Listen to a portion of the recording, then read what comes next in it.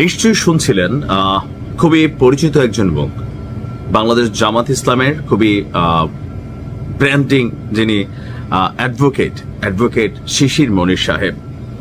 ওনার এই কথাগুলা যারা পুরোপুরি বুঝতে পারছেন, যে যারা ভাবছেন যে শেখ হাসিনার ফাঁসির রায় হয়েছে, এমনকি 30 দিনের পর 31 দিন তাকে পাইলে আসলে ফাঁসিতে ঝুলাই দেওয়া হবে অথবা তার রায় কার্যকর করে হয়ে যাবে, তো এই কথাগুলা যারা আমরা আইন বুঝি না তারা হয়তোবা এটা বলছি, অথবা যারা নানান কারণে যে শেখ হাসিনার অ্যাজ সুন অ্যাজ পসিবল ফাঁসি দিয়ে নিজের জীবন রক্ষা করতে হবে, তাদের বিষয়টা হচ্ছে আলাদা।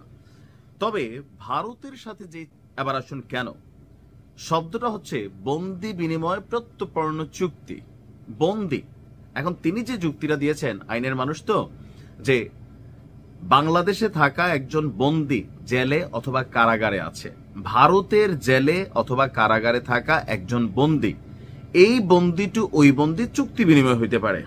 বাংলাদেশে ভারতের টার্গেটেড অথবা সাসপেক্টেড অথবা মোস্ট ওয়ান্টেড কোন ব্যক্তি যিনি বাংলাদেশের কারাগারে আছেন, তাকে বাংলাদেশ সরকার ফেরত দেওয়ার একটা ইস্যু আছে। কিন্তু শিশির মনির বলছিলেন যে শেখ হাসিনা কি ভারত বন্দি করছে না, সেখানে তিনি কি অবস্থানে আছেন, রাষ্ট্রীয় সর্বোচ্চ প্রটোকল নিয়ে আছেন। এই প্রটোকল দিচ্ছে কে? ভারতের সরকার। ভারত সরকারের কাছে তিনি কি কোনো বন্দি না। তো তাহলে বাংলাদেশের সাথে ভারতের যে বন্দি বিনিময় চুক্তি আছে, সেই চুক্তি অনুযায়ী বাংলাদেশের কোন সরকার আপনার শেখ হাসিনাকে এই চুক্তির আওতায় আনতে পারবে না। আবার বাকি রইল ইন্টারপোল। তো ইন্টারপোলের যে বিষয়গুলা আপনারা দেখছেন, আমি আমার আরেকটা ভিডিওতে বলছিলাম যে প্রথমত আমাদের এখান থেকে শর্ত পূরণ করা, যেভাবে আবেদন করতে হয়, এগুলাই করা হয় নাই। আবার ইন্টারপোলের কাছে অলরেডি 1 বছরের উপরে শেখ হাসিনা সহ বাকিদের ইস্যুতে সরকারের পক্ষ থেকে বার্তা পাঠানো হয়েছে। ইন্টারপোল এটার ব্যাপারে তেমন আগ্রহ দেখাচ্ছে না। যদি আগ্রহ দেখায়ও, সেই ক্ষেত্রেও ভারত সরকারের অনুমতি লাগবে। তার মানে বাংলাদেশে এনে শেখ হাসিনাকে ফাঁসি দেওয়ার যেই স্বপ্ন দেখা হচ্ছে, অথবা যারা ভাবছেন, তাদের সেই স্বপ্নে অনেকটা এই মুহূর্তে হতাশাজনক খবর। আবার শেখ হাসিনাকে যদি ভারত দিতে চায়, তাহলে কি করতে হবে? ভারত সরকার তাকে গ্রেপ্তার করতে হবে, সেখানকার নির্বাহী কোনো ম্যাজিস্ট্রেটের কাছে তাকে যেতে হবে, তারপর সেখান থেকে তাকে কারাগারে পাঠানো হবে। কারাগারে পাঠানোর পরে বাংলাদেশ একটা চিঠি দিবে। It's a long term prosecution, long term. আবার শেখ হাসিনা বাংলাদেশে আসলে এই যে 30 দিনের মধ্যে তিনি অ্যাপিল করলেন না বা করাবেন না, যেহেতু তিনি ফিজিক্যালি এখানে নাই, তো আসলেই কি তার ফাঁসির রায় কার্যকর হয়ে যাবে? এই যে আমাদের অনেক বুদ্ধিজীবীরা বা আইনজীবীরা বলছেন, কথার মধ্যে কিন্তু ফাঁক রাখছেন।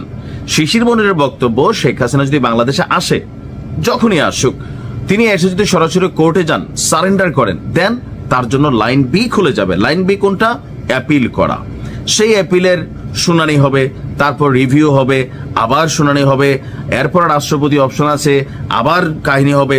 মানে শেখ হাসিনার যে বয়স হয়ে গেছে মোটামুটি তো 78-79, তো যেই লম্বা চূড়া সময়কাল মেয়াদ যতগুলা আশা মানুষের মধ্যে ছিল, অ্যাডভোকেট শিশির মনিরের এই বক্তব্যটা পূর্ণ ভার্সনে আপনি শুনলেই বুঝতে পারবেন যে এটা আসলে একটা রায় ছাড়া বাস্তবে এই রায়ের কার্যকারিতা এটা অনেক দূরে। এটা আসলে এক ধরনের অসম্ভব ব্যাপার।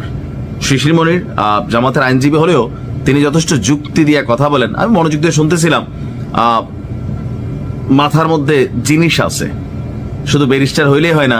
বাট অ্যাডভোকেট শিশির মনির যথেষ্ট মেধাবী উনি, যার কারণে জামাতের মধ্যে নিজের অবস্থান কিন্তু তৈরি করতে পারছেন। যাই হোক, এখন দেখা যাক সরকার কি করে। ভালো থাকুন।